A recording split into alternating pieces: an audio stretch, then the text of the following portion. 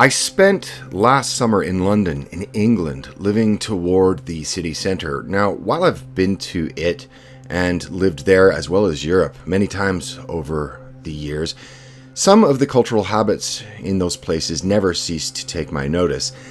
And I think part of the reason for that is given the fact that I've lived in Japan now for a number of years.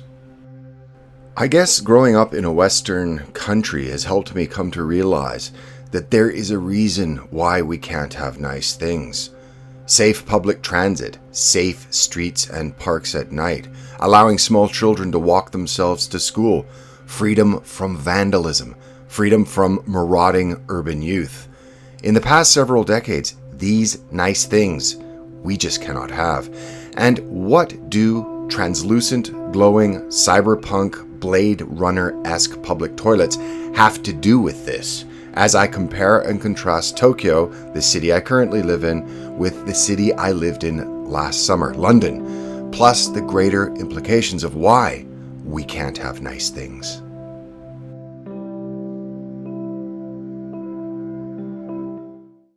While maybe in American cities you can't have nice things, but there are good things you can do for yourself. Stem cells, which act like the body's tiny repair crews, fixing damaged tissue cells, and it's Joe Rogan who's been a pioneer in discussing their potential for years.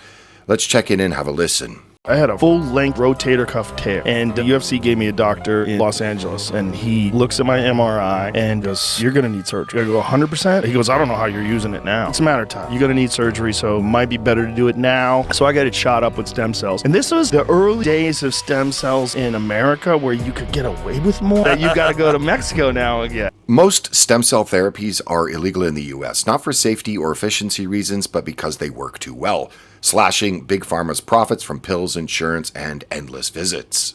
Desperate folks, for their part, flock overseas for unregulated treatments like a single placenta stem cell injection, costing $50,000, which is obviously way out of reach for most.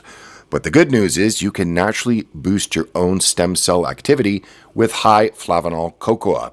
Studies show its flavanols mobilize stem cells from the bone marrow into your bloodstream. Harvard scientist Dr. William Lee actually backs this up. Check this out. So, studies have been done to show that the flavanols in cocoa stimulate stem cells to come out of your bone marrow like bees in a beehive in your bloodstream, and they go out and they find wherever it needs to be repaired. If it's in your heart, they'll fix it. If it's in your liver, they'll fix it. If it's in your skin, they'll fix it. Flavanols, the powerhouse of cocoa beans that fuel stem cells, are usually wrecked during chocolate processing. Enter Black Forest Supplement's Game Changer, the first high flavanol cocoa powder, loaded with what your body craves, zero sugar, just 20 calories, and tastes divine in things like coffee or protein shakes. It's no ordinary cocoa, it's stem cell rocket fuel. Feeling old, sluggish, or just off? Blame dormant stem cells, and this flips the switch by boosting circulation by over 100%. And right now, the guys at Black Forest Supplements have a buy one, get one free, and that's only for the next 48 hours. Of course, the link is in the description and the pinned comment. Don't miss it.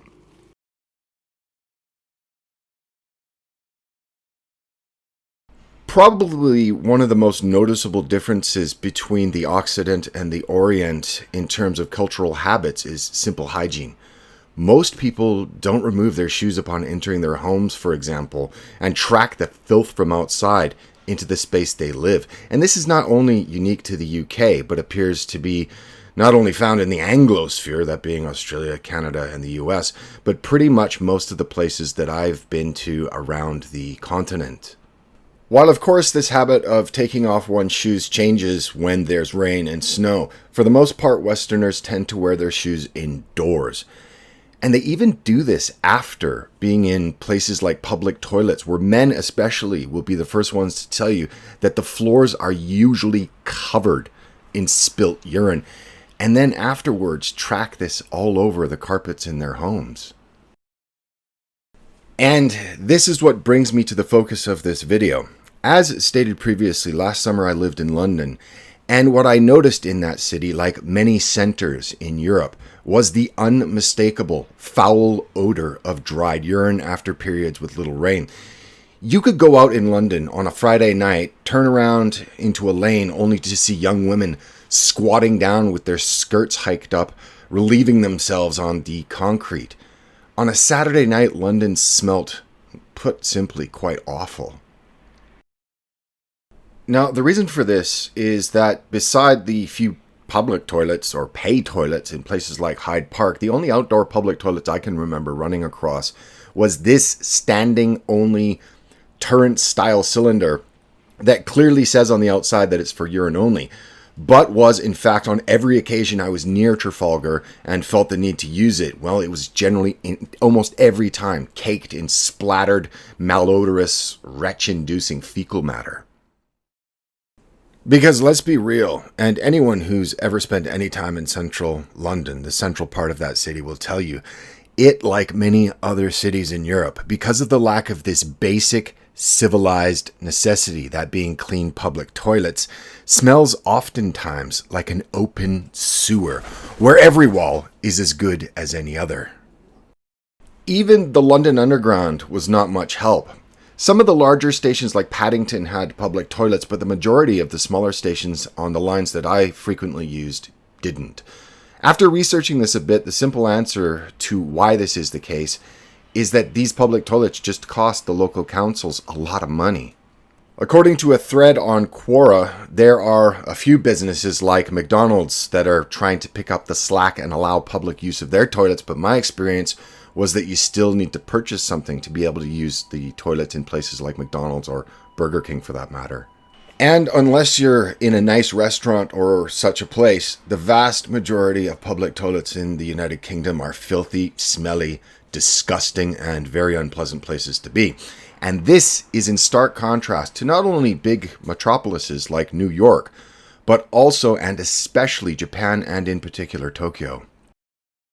Greater Tokyo, or Metropolitan Tokyo, has a population of around 38 million people, but as any traveler to this city will notice almost immediately, are a few things that stand out in relation to cities like London. First is the almost total absence of rubbish bins anywhere in the city to be found, but paradoxically, probably the cleanest, most litter-free streets on earth. And the reason behind this is because people are meant to carry their own garbage with them to wherever their destination is and then discard of it there. Even smokers carry around small fireproof cases to discard their cigarette butts in. The streets, the train stations, and also the public toilets are absolutely spotless and clean, in stark contrast to my experiences in London. In Tokyo, at every train station, at every park, and about 90% of convenience stores that are basically ubiquitous in the city, they all provide safe and clean public toilets for anyone's use, with the vast majority of them having toilet seat sanitizers, toilet seat warmers for use in the winter, and complete with a shower bidet. There are usually buttons to dry your backsides off with, and even options for shy women to have bird noises playing while they take care of their business. Actually, the high-tech nature of Japanese shower WCs has long been one of the first topics of conversation with newly arrived people and the fascination that surrounds them. And the thing to remember is that all of these spotless, clean, and beautiful toilet spaces are absolutely free. But now it would seem the Japanese have taken their considerable penchant for cleanliness to the next level. In the Shibuya ward of the city near Yoyogi Park, transparent public toilets have now been installed in 5 public locations with plans for 17 more, so that the prospective customer, the reason for the transparency is that the prospective customer can inspect the cleanliness of the toilet from the outside so as to be able to decide whether to use it or not. While the transparent nature of the toilets might fill some with anxiety, and I'm sure a small minority of exhibitionists with a sense of thrill, the toilets themselves are built using what is called smart glass that turns opaque once the cubicles are occupied and you are doing your business. According to the nonprofit that constructed them, there were two main concerns when they were constructing public toilets, especially those being located in parks. And the first is whether the toilet is itself clean inside.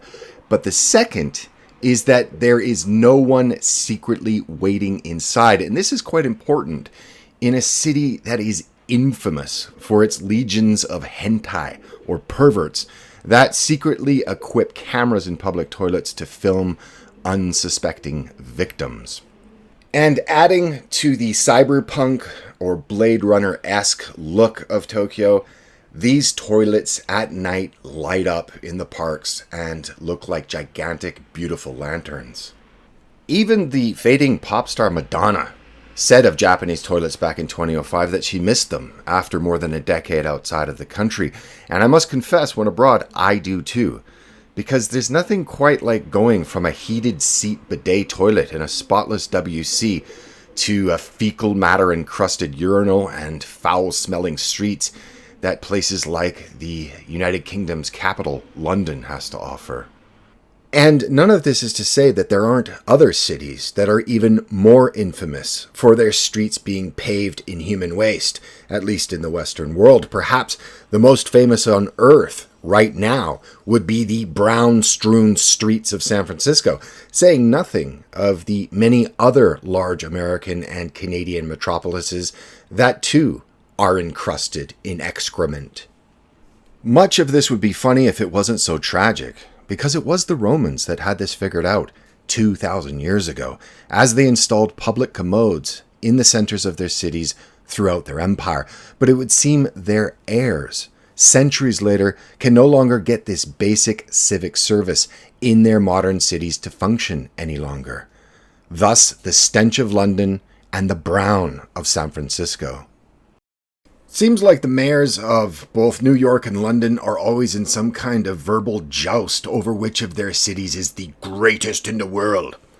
Well, when it comes to things like safe and clean streets, and frankly, a safe, clean, and hygienic way to answer nature's call while in public, Tokyo has both of these cities beaten hands down, but especially the latter.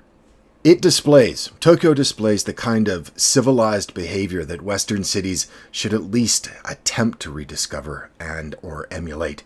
Don't get me wrong, I really, really like London, but if I'm honest, it is a filthy, grimy, and smelly place overall, even if I do like it, and it's not at all safe. I can't say the same about Tokyo though, and the reason is pretty clear. Tokyo still has what's been lost in Western towns and cities: social cohesion, civic pride, high trust, the awareness not to crap in your own bed by vandalizing and destroying property in your own community. Tokyo still has social shaming to keep people and their anti-social behavior in check. Would London, specifically its society, the people that make up its community, be able to handle, for example, another blitz? Would they be able to come together as a people with a stiff upper lip? And if not, why not? What has happened in the last few short decades that has so undermined, so subverted that society? Well, there are a lot of things one can point to, and that will be the subject of another video. Maybe next month if this video proves to be popular. But the question I would like to leave you with is this: why can't we have nice things anymore in large cities in the Western world? Why can't Los Angeles? Why can't San Francisco? Why can't London have nice cyberpunk Blade Runner-esque glowing see-through public toilets? Ask yourself that question. So thank you very much for watching. If you liked the video, please give it a like on the way out, and also check to see that you are still subscribed. Also, remember to check out Black Forest Supplements Flavanol Cocoa. You'll be very glad you did. And with that, I'll see you in the next video. Bye for now.